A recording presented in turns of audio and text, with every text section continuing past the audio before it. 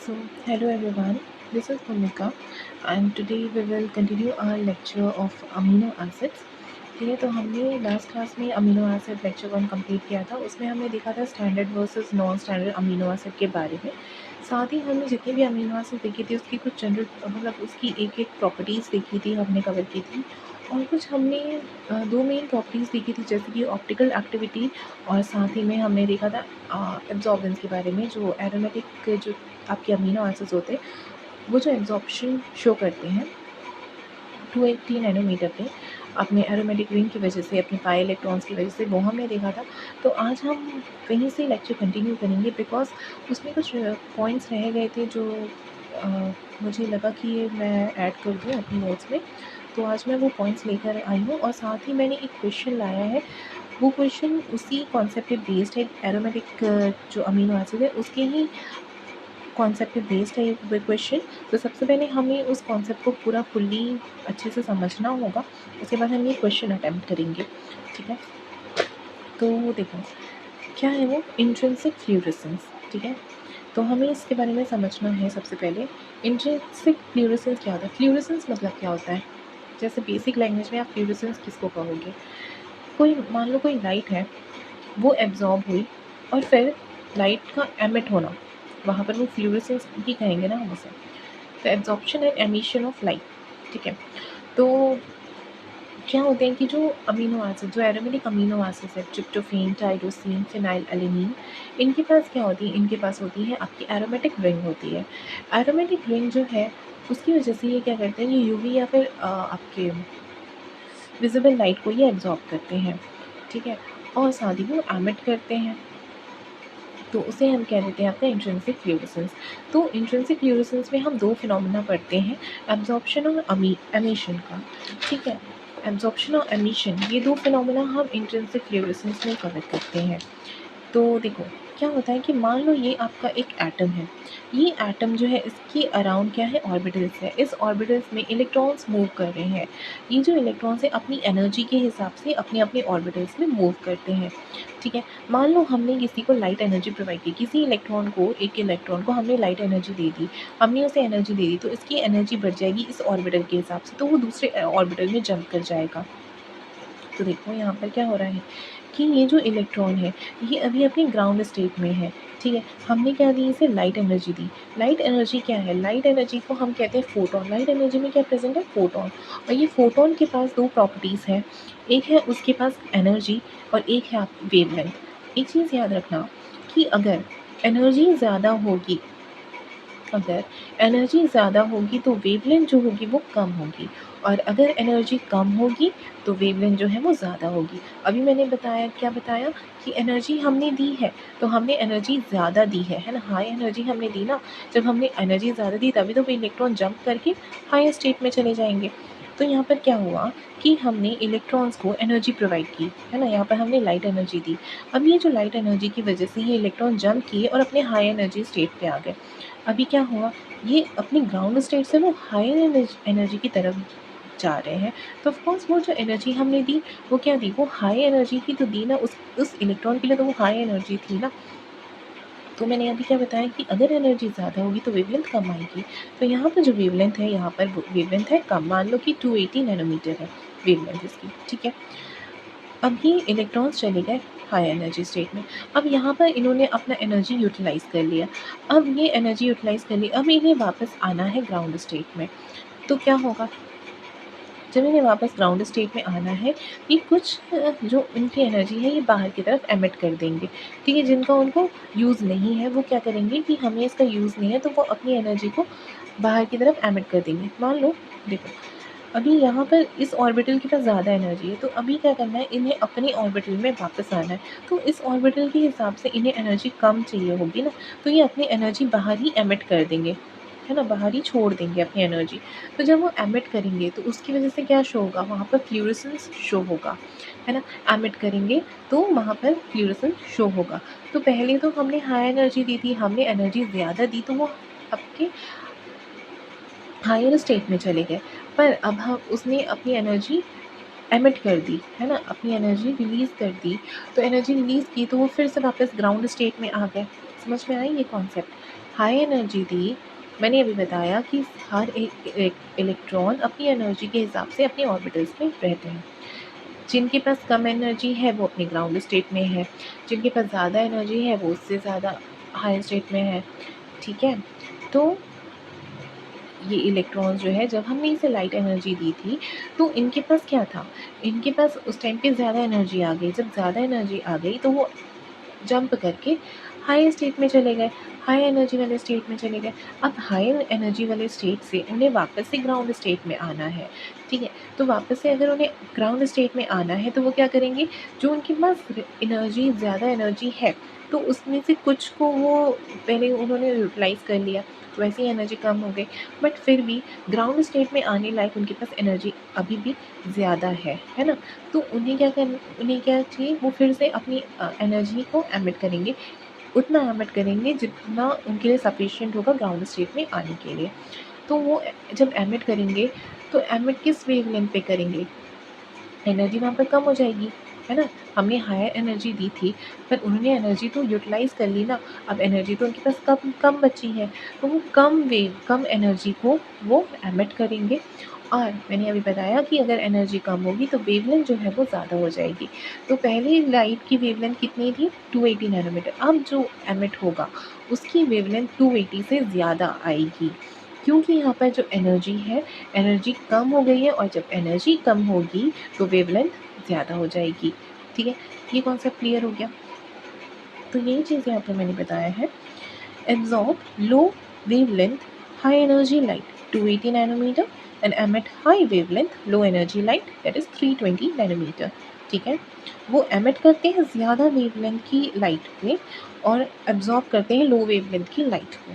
ठीक है, क्योंकि एब्जॉर्ब करते वक्त उनकी एनर्जी वो हाई एनर्जी की लाइट को एब्जॉर्ब करते हैं और एमिट करते वक्त लो एनर्जी की लाइट को एब्जॉर्ब करते हैं। ठीक है, so range of absorption to which this amino acid absorb light is called spectra. तो जो एक रेंज होती है, जैसे 280 टू 300, 320 टू 345, ऐसे कुछ रेंजेस है ना, आप हम अभी पढ़ेंगे आगे। तो ये जो रेंज होती है ना जिस पे एब्जॉर्प्शन होती है, ये जो एब्जॉर्प्शन करते हैं एरोमेटिक अमीनो एसिड्स, इस रेंज को हम कहते हैं स्पेक्ट्रा। क्या कहते हैं? स्पेक्ट्रा कहते हैं। ठीक है, और ये जो रेंज है ये तो ठीक है, पर एक ऐसी कंडीशन, एक ऐसा पॉइंट होता है जहाँ पर मैक्सिमम एब्जॉर्प्शन होती है। कोई भी अमीनो एसिड या ये जो 3 अमीनो एसिड्स हैं, ये एक हाई वेवलेंथ पे मैक्सिमम अब्जॉर्प्शन करते हैं, उसे हम कह देते हैं लैम्डा मैक्स। ठीक है, जहाँ पर ये मैक्सिमम अब्जॉर्प्शन शो करते हैं उसे हम कहते हैं लैम्डा मैक्स। ठीक है, तो जैसे यहाँ पर हम बात करते हैं इस ग्राफ में, देखो तो यहाँ पर आपके पास एक ग्राफ दिया है जिसमें वेवलेंथ दी गई है। ये आपकी है फिनाइल एलेनिन, ये है आपकी टाइरोसिन और ये है आपकी ट्रिप्टोफेन। इसकी वेवलेंथ देखो, फिनाइल एलेनिन की जो वेवलेंथ है वो है आपकी अप्रॉक्स, ये देखो यहाँ पर ये जो लाइन बन रही है ना, ये है फिनाइल एलेनिन की मैक्सिमम एब्जॉर्प्शन है, तो वो है 255 नैनोमीटर की। टाइरोसिन की देख लो, टाइरोसिन की सबसे ज़्यादा मैक्सिमम कहाँ दिख रही है, यहाँ दिख रही है ना, मैक्सिमम आ रही है 275 पे। 275 nanometer is for tyrosine, but इसका जो एब्जॉर्प्शन स्पेक्ट्रा है ये है आपका 260 से 290 तक, ये इसका टाइरोसिन का एब्जॉर्प्शन स्पेक्ट्रा है। ठीक है, तो वैसे ही अब ट्रिप्टोफेन का देखो, जो स्पेक्ट्रा है वो कहाँ से 255 से 320 तक, बट इसका जो मैक्सिमम शो हो रहा है वो कहाँ शो हो रहा है, 280 पे शो हो रहा है। ठीक है, तो देखो लैम्डा मैक्स मैंने क्या बताया, जहाँ पर वो मैक्सिमम अब्जॉर्प्शन शो करता है, तो यहाँ पर इसका मैक्सिमम अब्जॉर्प्शन शो हो रहा है, तो उसे हम कह देते हैं लैम्डा मैक्स। ठीक है, तो ट्रिप्टोफेन की लैम्डा मैक्स कितनी है, 280 नैनोमीटर। फिनाइल एलेनिन की है 255, टाइरोसिन की है 275 नैनोमीटर। ठीक है, फिर है एमिशन स्पेक्ट्रम। मैंने अभी बताया कि जब एब्जॉर्प्शन होगा तो वो कम वेवलेंथ वाली लाइट का होगा, और जो एमिशन होगा वो ज़्यादा वेवलेंथ वाली लाइट का होगा। तो यहाँ पे एमिशन स्पेक्ट्रम में अब देखो यहाँ पर जो रेंज है वो ज़्यादा हो गई, मतलब इसका मतलब जो आपकी एब्जॉर्प्शन है वो कम हुई है, तो एमिशन ऑफ कोर्स ज़्यादा हो जाएगी, ज़्यादा वेवलेंथ की लाइट की होगी। और एक चीज़ याद रखना कि अगर अमीनो एसिड्स आपके प्रोटीन में अंदर इंटैक्ट है, अंदर धंसे हुए हैं, अगर प्रोटीन के सरफेस पे है अमीनो एसिड्स, तो वो ज़्यादा वेवलेंथ की लाइट को एमिट करेंगे। बट अगर वो इंटीरियर पोर्शन में है तो वो कम वेवलेंथ की लाइट को एमिट करते हैं। ठीक, इस चीज़ को याद रखना कि अगर अमीनो एसिड्स आपके प्रोटीन में इंटैक्ट है और वो इंटीरियर में है तो वो कम वेवलेंथ की लाइट को अब्जॉर्ब करेंगे, और वो अगर सरफेस पे है तो वो ज़्यादा वेवलेंथ की लाइट को अब्जॉर्ब करते हैं। ठीक है, ये चीज़ हमने देख लिया। एब्जॉर्प्शन स्पेक्ट्रा, एमिशन स्पेक्ट्रा हमने देखा। एक चीज़ इसमें और याद रखना आप लोग कि जो आपका ट्रिप्टोफैन होता है, ट्रिप्टोफैन जो है वो स्ट्रॉन्गेस्ट यूवी एब्जॉर्बर होता है, और जो आपका टायरोसिन है वो आपका होता है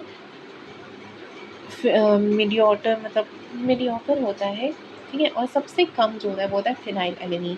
तो फिनाइल एलेनीन पहले आएगा, फिर आएगा आपका टायरोसिन, फिर आएगा ट्रिप्टोफैन जो सबसे हाईएस्ट अब्जॉर्ब करता है, और सबसे लोवेस्ट कौन करता है, फिनाइल एलेनीन करता है। ठीक, और एमिशन स्पेक्ट्रम में भी वैसे ही होगा। इनकी रेंज को याद रखना कि जो ट्रिप्टोफैन है वो 279 नैनोमीटर पे अब्जॉर्ब करता है, टायरोसिन 275 पे करता है, फिनाइल एलेनीन 255 पे करता है। और एमिशन ट्रिप्टोफैन 350 नैनोमीटर पे एमिशन करेगा, टायरोसिन जो है 303 नैनोमीटर पे करेगा, और फिनाइल एलेनीन 282 नैनोमीटर पे करता है। ठीक है, तो इसके बाद हम वो क्वेश्चन देख लेते हैं एक बार। ये रहा वो क्वेश्चन, देखो इस क्वेश्चन में क्या बोल रहा है, ये कोई फिगर दिया हुआ है। ठीक है, ये फिगर बोल रहा है कि figure shows the fluorescence emission spectra of 3 different protein X Y Z. ये जो 3 डिफरेंट आपके प्रोटीन्स हैं एक्स वाई एंड जी। ठीक है, तो ये जो प्रोटीन्स हैं एक्स वाई एंड जेड बोल लो इसे, एक्स वाई जेड, ये जो है ये 280 नैनोमीटर पे एक्साइट होते हैं, ये उन्होंने बताया। ठीक है, ये एक्साइट हुए 280 नैनोमीटर पे। यहाँ पर मेंशन किया है एमिशन स्पेक्ट्रा। मैंने बताया था कि एमिशन स्पेक्ट्रा एब्जॉर्प्शन स्पेक्ट्रा से ज़्यादा वेवलेंथ पे आएगा। ठीक है, तो यहाँ पर दिया है 300, 325 एंड 350। ठीक है, अब एक चीज़ याद रखना, जो फिनाइल एलेनीन होता है ना आपका, वो 300 से कम की रेंज में आपका एब्जॉर्प्शन और एमिशन शो करता है। पर जो आपका टायरोसिन है वो 300 से 325 के में करेगा, 325 से 350 पे आपका करता है ट्रिप्टोफैन। ठीक है, एमिशन। ठीक है, तो वो रेंज पता होनी चाहिए। 325 पे 325 से 350 पे कौन करता है आपका, ट्रिप्टोफैन। ठीक है, और टायरोसिन किस पे वेवलेंथ पे करता है, 300 से 310 समथिंग। ठीक है, तो इसमें पूछा है, ये कुछ स्टेटमेंट दिए हैं, इसमें से करेक्ट स्टेटमेंट कौन सा ये बताना है। तो देखो पहला स्टेटमेंट है protein Y and Z have tryptophan while protein x has only phenylalanine. Protein Y and Z has tryptophan, हाँ हो सकता है, चलो ये तो सही हो गया, ट्रिप्टोफैन है। पर क्या protein x has only phenylalanine, protein x phenyl alanine नहीं हो सकता, क्योंकि फिनाइल एलेनीन जो है 300 पे एमिशन नहीं देता, 300 से कम पे एमिशन देता है फिनाइल एलेनीन। इस चीज़ को याद रखना है। तो ये फर्स्ट वाला रॉन्ग हो गया। नेक्स्ट है protein X has only tyrosine and protein Y has tryptophan on the surface while protein Z has tryptophan buried inside. Protein X has only tyrosine and protein Y has tryptophan on the surface while protein Z has tryptophan buried inside. तो ऐसा तो नहीं होगा। देखो protein x जो है ये tyrosine, चलो मान लिया ये टायरोसिन है। ठीक है, ये चलो हाँ ये टायरोसिन है।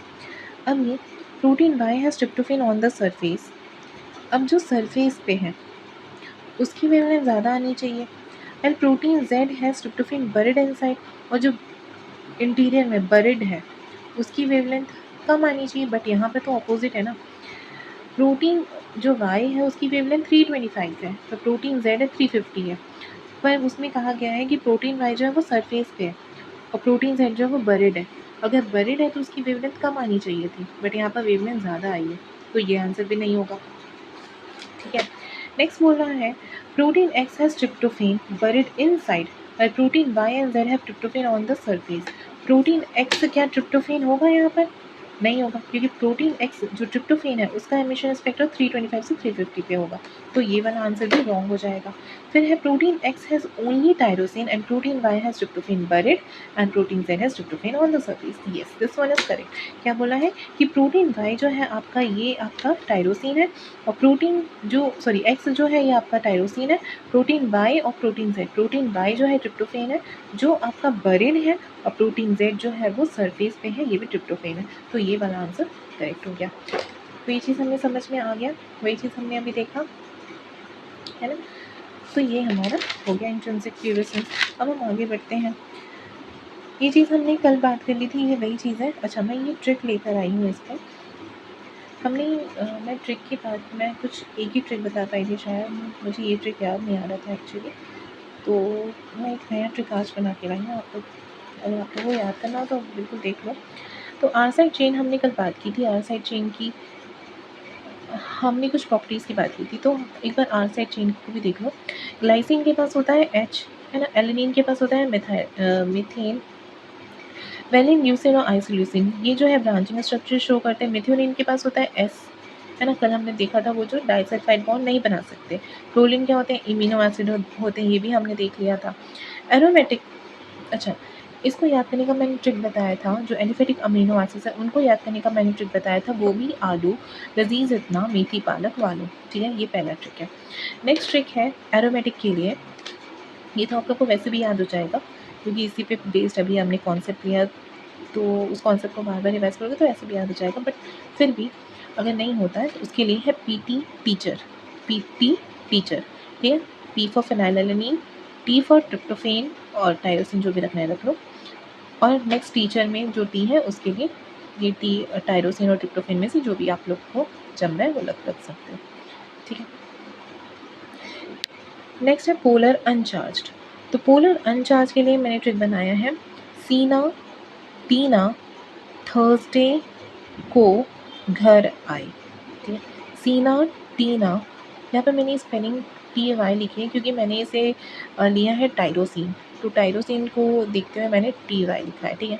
तो सीना टीना थर्सडे को घर आए, को की स्पेलिंग भी मैंने CO लिखी है क्योंकि C फॉर सिस्टीन यहाँ पर प्रेजेंट है, इस वजह से मैंने CO लिखी है। तो आप लोग को ऐसे याद रखना है, सीना टीना थर्सडे को घर आए, ठीक है।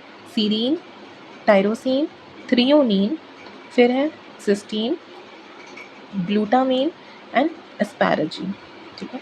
और इसकी कुछ पोलर वो आर साइड चेन है, सीरीन, थ्रियोनिन और आपका टायरोसिन के पास है OH जो फॉस्फोराइलेशन में भी हेल्प करता है, और सिस्टीन के पास है SH तो जो डाइसल्फाइड बॉन्ड बनाता है, एस्पैराजीन और ग्लूटामेन के पास है अमीनो ग्रुप, ठीक है। फिर है पोलर चार्ज्ड। पोलर चार्ज्ड के लिए एक है, कोई भी नाम रख लो A से, ठीक है, ऐसा ज़रूरी नहीं मैंने अरुण लिखा है तो आप लोग कोई भी नाम रख सकते हो। अरुण लेज़ी है, ठीक है, तो मैंने किसी को पर्सनली नहीं बोला है ये चीज़, तो कोई दिल पे नहीं लेगा, ठीक है। मैंने सिर्फ एक ट्रिक बनाने के लिए, आप लोग कोई भी यहाँ पर नाम रख सकते हो, जो आप लोग को जमे आप लोग रख सकते हो। तो ये मैंने ट्रिक बनाई है, अरुण लेज़ी है, तो इससे आया आर्जिनिन, लाइसिन और हिस्टिडीन, ठीक है। तो पोलर चार्ज में हमने 3 चीज़ें याद करनी है, आर्जिनिन, लाइसिन और हिस्टिडीन, ठीक है। लाइसिन के पास होता है एप्सिलॉन अमीनो ग्रुप, ये हमने देखा था। एप्सिलॉन अमीनो ग्रुप क्या कहता है, यूबिक्विटिनेशन में हेल्प करता है। आर्जिनिन के पास क्या है, ग्वाडेनिनो ग्रुप। हिस्टिडीन के पास है इमिडाज़ोल रिंग, ठीक है, इसके आर साइड चेन पे ये हमने देख लिया था। और सबसे हाईएस्ट pKa वैल्यू जो है वो आर्जिनिन शो करता है, ठीक है। नेक्स्ट है polar charge, aspartic acid and glutamic acid, इसके लिए मुझे GA ही एक ट्रिक मिला था, बाकी ये तो ट्रिक की ज़रूरत नहीं है, तो ऐसे ही याद हो जाएगा, है ना। तो एस्पार्टिक एसिड या फिर एस्पार्टेट भी बोल सकते हो, ग्लूटामिक एसिड, तो इन दोनों के पास क्या होती है, कार्बोक्सिलिक एसिड, ठीक है, कार्बोक्सिल ग्रुप होती है, एक के पास होती है बीटा, एक के पास होती है गामा, ठीक है। सल्फर कंटेनिंग अमीनो एसिड में हमने क्या क्या देखा था, सिस्टीन और मिथ्योनिन। सिस्टीन जो है डाइसल्फाइड बॉन्ड बना सकता है, मिथ्योनिन जो है वो डाइसल्फाइड बॉन्ड नहीं बना सकता, ठीक है। एक चीज़ याद रखना, सिस्टीन की स्पेलिंग ना 2 तरीके से लिखी जाती है, एक ये है सिस्टीन और एक है ऐसी। तो जब डाइसल्फाइड बॉन्ड की फॉर्मेशन नहीं होती उस टाइम पे हम इस इसे प्रेफर करते हैं। पर जब डाइसल्फाइड बॉन्ड बना लेते हैं उसके बाद जो, जैसे ये यहाँ पर डाइसल्फाइड बॉन्ड का फॉर्मेशन हो गया है ना, यहाँ पर जो है CSH इन दोनों के पास SH ग्रुप है, ये जो है इनमें क्या होगा, ऑक्सीडेशन होगा। ऑक्सीडेशन होगा तो प्रोटॉन डोनेट करेंगे, तो यहाँ पर जो है CSS और C, तो यहाँ पर डाइसल्फाइड बॉन्ड का जो है फॉर्मेशन हो गया, तो यहाँ पर हो गया ये सिस्टीन, CYSTENE। ठीक है, तो ये टर्म्स पर भी ध्यान रखना है ना, वो क्या होगी जो भी, इस पर भी ध्यान रखना।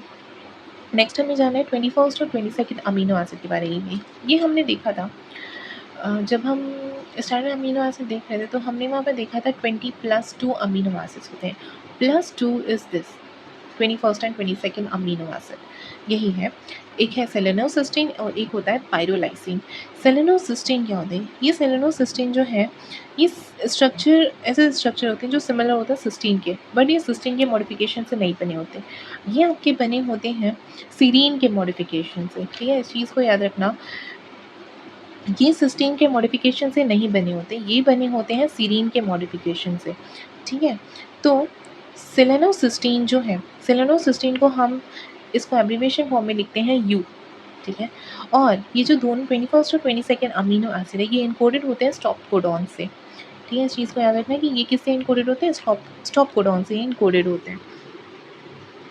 ठीक है, तो द सेलेनोसिस्टीन जो है, ये स्ट्रक्चर होता है जो सिमिलर होता है सिस्टीन के, बट ये सेलेनियम कंटेन करता है इंस्टेड ऑफ सल्फर इन इस साइड चेन। ठीक है, encoded by stop codon UGA, इसको याद रखना, ये UGA स्टॉप कोडॉन से इनकोड होता है, और जो पायरोलाइसिन है ये UAG स्टॉप कोडॉन से इनकोड होता है। ठीक है, तो देखो कैसे होता है उसका मॉडिफिकेशन, कि सेलेनोसिस्टीन के पास इसकी खुद की tRNA होती है। ठीक है, इसकी खुद की tRNA होती है जिसमें एंटीकोडॉन होता है UCA। ठीक है, और ये बनते हैं मॉडिफिकेशन ऑफ सीरीन से। इसमें होता क्या है, इनके पास होता है एक enzyme amino acyl tRNA synthase. तो ये जो अमाइनो एसाइल, ये जो एंजाइम होता है ना, ये क्या करता है, गलती से सीरीन का जो सीरीन है उसको वो सेलेनोसिस्टीन के साथ अटैच कर देता है ना, जो सीरीन है ना उसको वो सेलेनोसिस्टीन के साथ अटैच कर देता है। तो इस वजह से यहाँ पर ये सेलेनोसिस्टीन के tRNA के साथ वो अटैच कर देता है, जिस वजह से यहाँ पर सेलेनोसिस्टीन का फॉर्मेशन हो जाता है। ठीक है, नेक्स्ट है 22, और ये जो सेलेनोसिस्टीन है, ये आपको स्पेशल केसेस में देखने को मिलते हैं, कुछ स्पेशल प्रोटीन्स में देखने को मिलते हैं आपको, है ना, ये वो कॉमनली नहीं पाए जाते, ये आपको स्पेशल प्रोटीन्स में देखने को मिलते हैं, जैसे कि कुछ एंजाइम है जैसे ग्लूटाथायोन परऑक्सीडेज और फॉर्मेल्डिहाइड्रोजनेज, तो इसमें आपको सेलेनोसिस्टीन देखने को मिलेंगे। और है पायरोलाइसिन क्या है, पायरोलाइसिन को हमने एब्रीविएट किया है O से, और ये प्रेजेंट होता है बैक्टीरियल प्रोटीन्स में। ठीक है, ये क्या कंटेन करते हैं, पायरोलिन रिंग। कैसा होता है ये देखो, ये आपका pyrrole ring.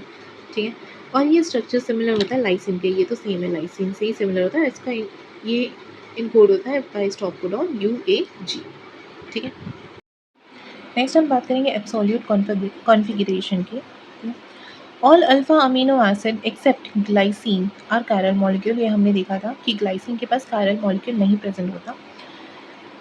A chiral amino acid can exist in two opposite absolute configuration that are non-superimposable mirror images of each other. D and L को हमने कल क्लियर किया था। This two configuration are called enantiomers. ये हमने carbohydrate वाले lecture में भी देखा था कि enantiomers क्या होते हैं, ये मैंने वहाँ बहुत अच्छे से ब्रीफली एक्सप्लेन किया है, तो प्लीज़ आप लोग वो लेक्चर्स जाके देख लीजिए, जिसने भी नहीं देखा है आप लोग का ही फ़ायदा है उसमें। ठीक है, तो एब्सोल्यूट कॉन्फ़िगरेशन क्या है, जितने भी आपके आप जानते हो, कल परसों के लेक्चर में हमने देखा था, कल तो मैंने लेक्चर अपलोड नहीं किया था, तो परसों के लेक्चर में हमने देखा था कि जो आपके ग्लाइसिन होते हैं एक आयरन मॉलिक्यूल, इनके पास जो उनकी आर चेन होती है वहाँ पर भी हाइड्रोजन प्रेजेंट होता है, और जो उनकी मेन चेन होती है, मतलब जो उनका जो मेन स्ट्रक्चर है उसमें भी हाइड्रोजन प्रेजेंट है, तो यहाँ पर 2 हाइड्रोजन होने की वजह से वो आयरन मॉलिक्यूल नहीं होता। तो ग्लाइसिन क्या है, एक आयरन मॉलिक्यूल, इस वजह से हम उसे डी या फिर एल नहीं कहते। एक्सेप्ट ग्लाइसिन, जितने भी अमीनो एसिड्स हमने देखे हैं वो सारे कायरल मॉलिक्यूल्स होते हैं। ठीक है, और हमने डी और एल फॉर्म जो है वो क्या हमने पढ़ा है कार्बोहाइड्रेट में, कि वो होते हैं एक दूसरे के एनांशियोमर्स, राइट। एनांशियोमर्स होते हैं non super imposable mirror images of each other. ठीक है, सो डीएल सिस्टम में हमने ये चीज़ हमने वहाँ भी कवर की है, शॉर्ट में एक्सप्लेन करूँगी। डीएल सिस्टम में हम जो रेफरेंस लेते हैं वो लेते हैं डीग्लिसरैल्डिहाइड को इन शुगर्स, ठीक है। यहाँ पर भी हमने उसी रेफरेंस लिया है। डीग्लिसरैल्डिहाइड को हमने रेफरेंस लिया। ग्लिसरैल्डिहाइड क्या था? 3 कार्बन की एल्डिहाइड शुगर थी जो हमने देखी थी, ठीक है। ये हमने कार्बोहाइड्रेट में अच्छे से कवर किया, बहुत अच्छे से कवर किया है। तो आप लोग पहले कार्बोहाइड्रेट्स की लेक्चर कवर कीजिए, उसके बाद आपको ये चीज़ें अच्छे से समझ आएगी, ठीक है। तो डीएल सिस्टम में सबसे पहले रेफरेंस क्या है? ग्लिसरैल्डिहाइड है। ये जो ग्लिसरैल्डिहाइड है ना, ठीक है, इसमें हमने क्या देखा था? OH का पोजीशन देखा था। जो इसकी कायरल कार्बन है उस पे OH का पोजीशन अगर आपका लेफ्ट साइड है तो एल ग्लिसरैल्डिहाइड कहा हमने, राइट साइड है तो डी ग्लिसरैल्डिहाइड कहा। वैसे ही हमने अमीनो एसिड में देखा है ना, वैसे ही हमने हर एक अमीनो एसिड के लिए देखा। हमने क्या चीज़, हमने इसके हिसाब से हमने इसे रेफरेंस मान के हमने क्या किया, जो आपके अमीनो एसिड में अमीनो ग्रुप जो पोजीशन है, यहाँ पर हमने थोड़ा स्ट्रक्चर थोड़ा ऊपर नीचे किया है। COH हमेशा यहाँ प्रेजेंट होता है, बट क्योंकि हमें कायरल जो है L और D सिस्टम के लिए हमने इसका स्ट्रक्चर ऊपर नीचे किया है, ठीक है। ये बुक की स्ट्रक्चर भैया मैंने नहीं बनाया है, ठीक है। तो ये जो स्ट्रक्चर है इसमें हमें क्या देखना है, इसका पोजीशन देखना है।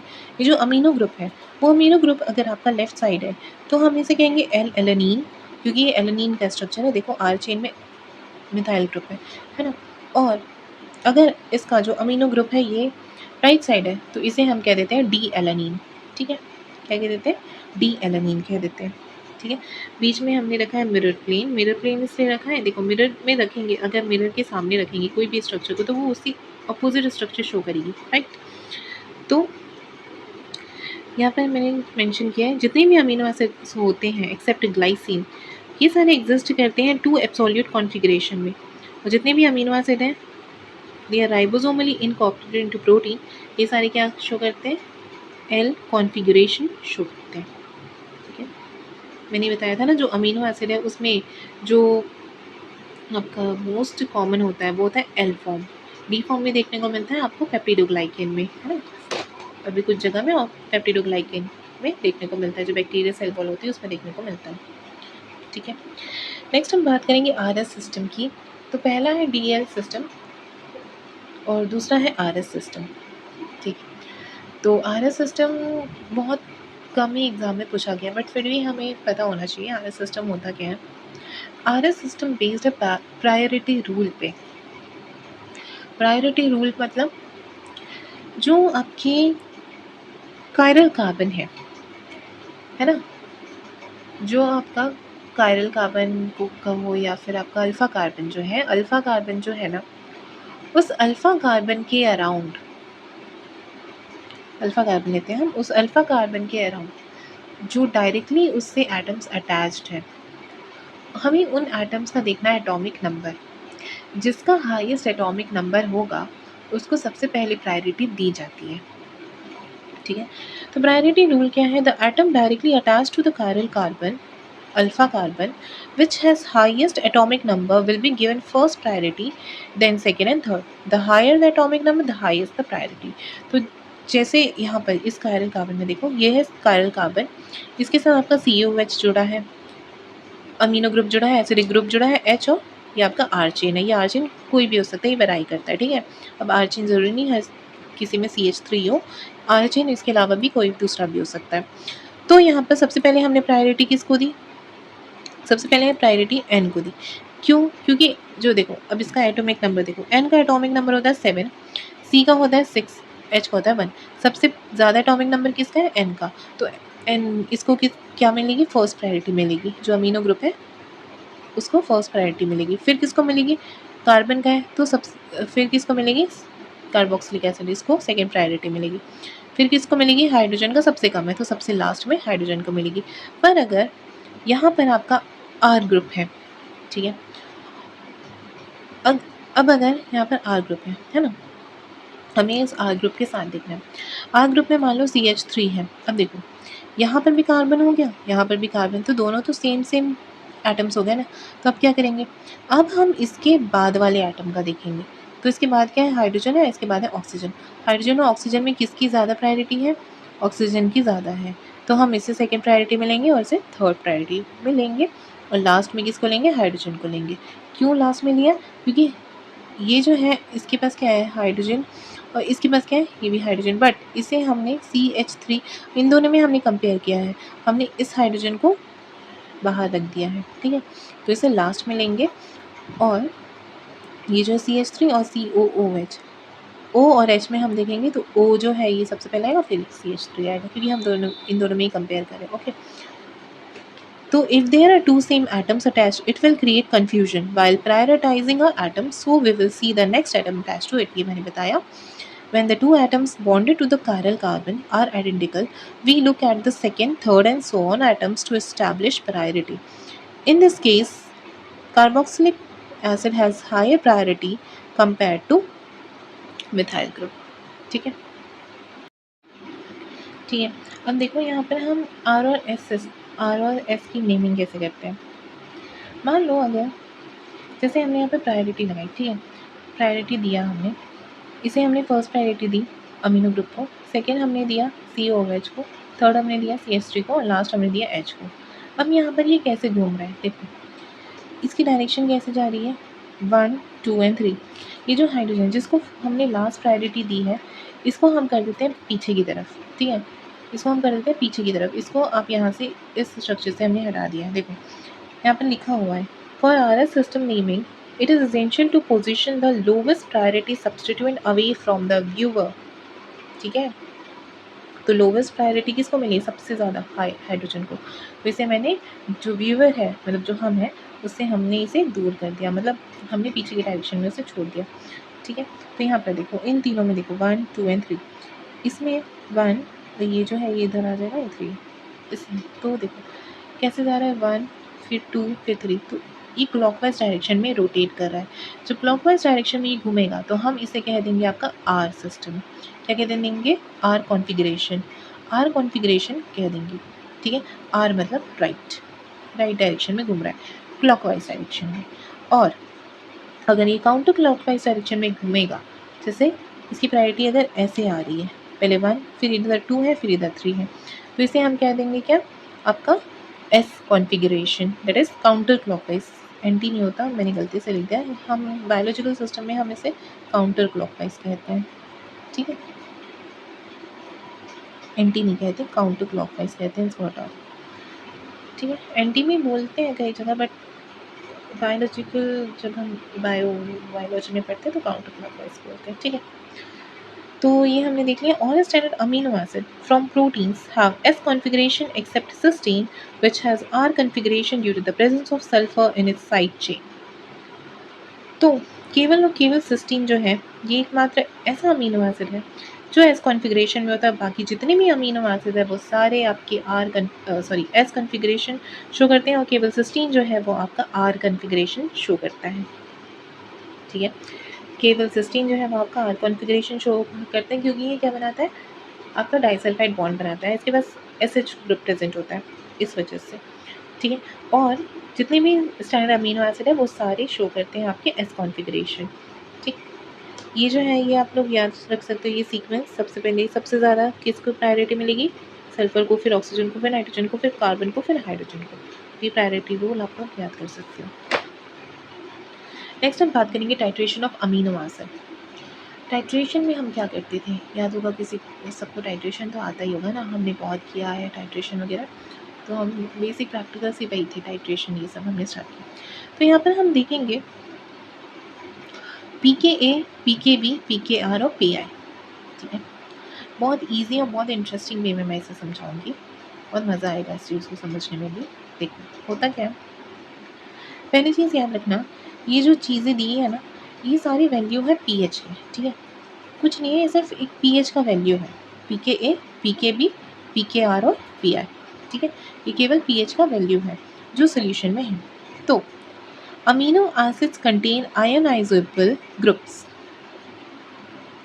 जो अमीनो एसिड्स होते हैं इनके पास क्या है, हर एक अमीनो एसिड के पास आयनाइजेबल ग्रुप प्रेजेंट होती है। आयनाइजेबल ग्रुप मतलब जो प्रोटॉन को डोनेट या एक्सेप्ट कर सकते हैं, ठीक है।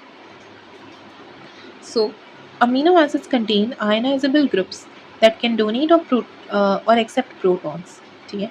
The predominant ionic form of this molecule in solution depend on the pH, और वो पीएच के हिसाब से अपनी जो प्रोटॉन्स है उसको डोनेट करेंगे, एक्सेप्ट करेंगे। हम अभी समझेंगे थोड़ी देर में, रुक जाओ।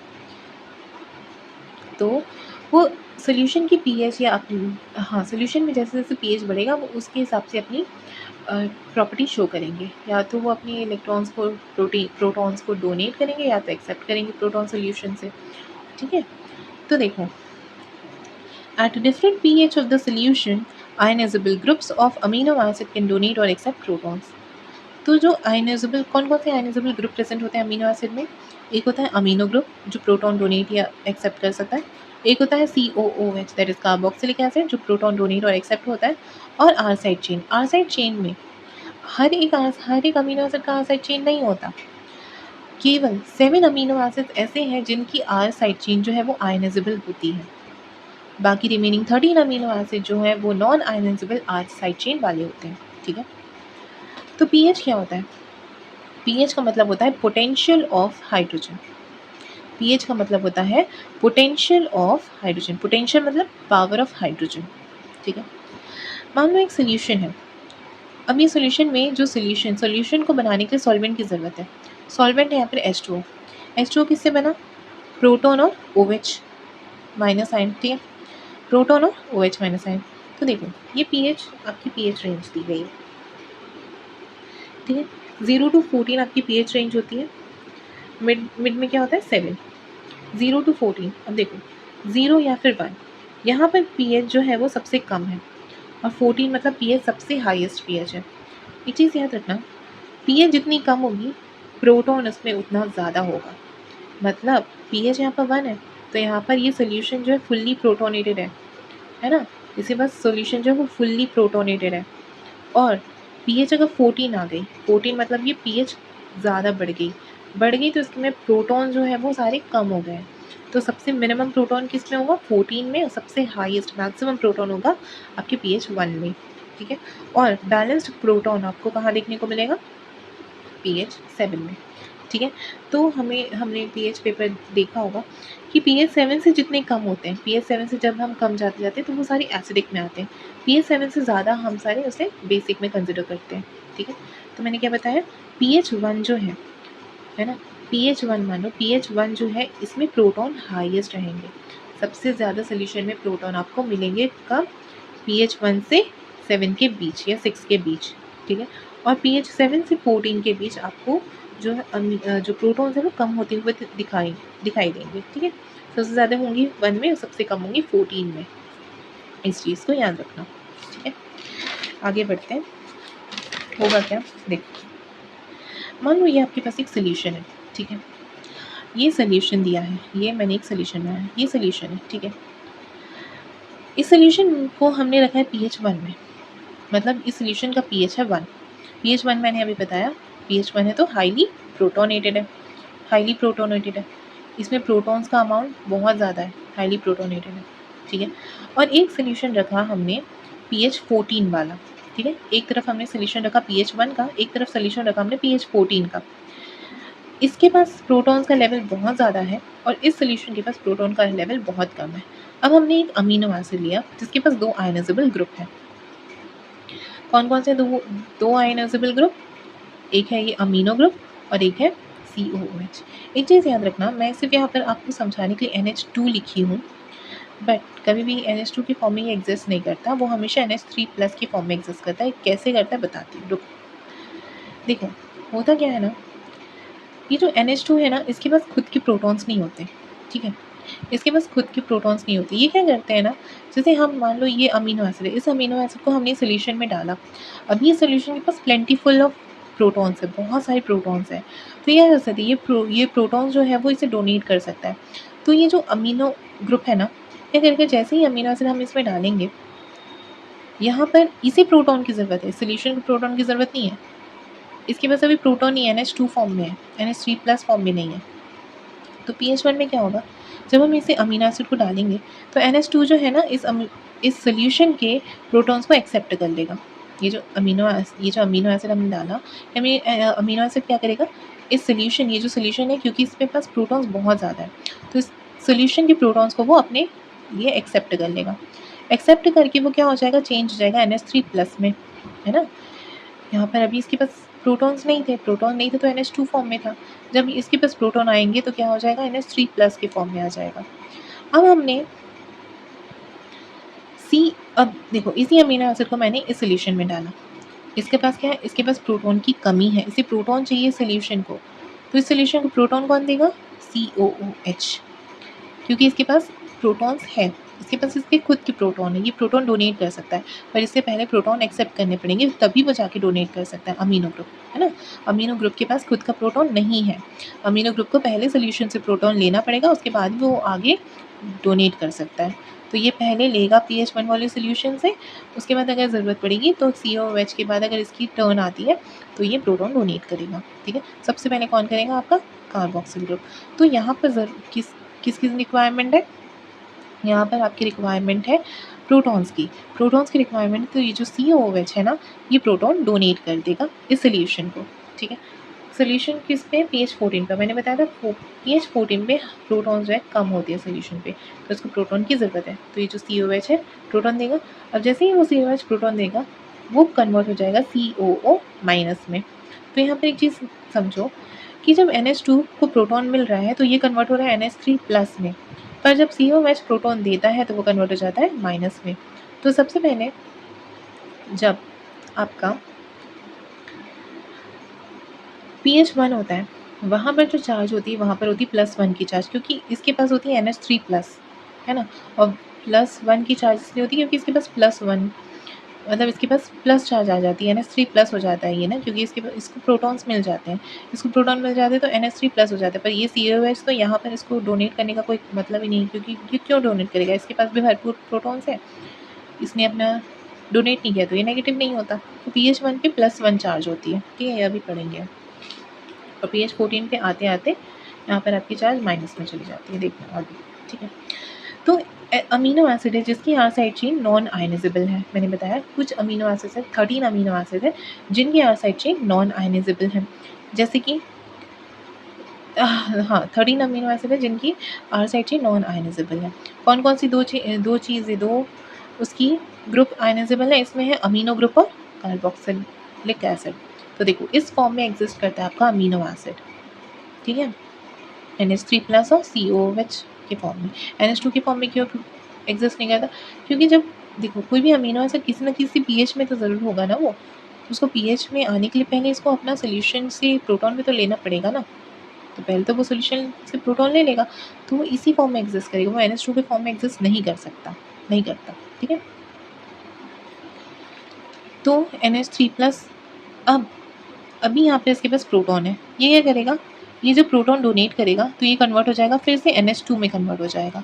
ठीक है, और जब ये डोनेट करेगा COOH, ये जब डोनेट करेगा तो ये कन्वर्ट हो जाएगा COO- में। कुछ 7 अमीनो एसिड हैं जिनके आर साइड चेन में जिसके आर साइड चेन क्या है, आयनाइजेबल है। ठीक है, जैसे कौन कौन से हैं वो 7 amino acid, lysine, arginine, histidine, जिनके आर साइड चेन में अमीनो ग्रुप प्रेजेंट है, एस्पार्टिन, ग्लूटामेट, जिनके आर साइड चेन में कार्बोक्सिलिक एसिड प्रेजेंट है, सिस्टीन एंड टायरोसिन, सिस्टीन के पास है SH और टायरोसिन के पास है OH।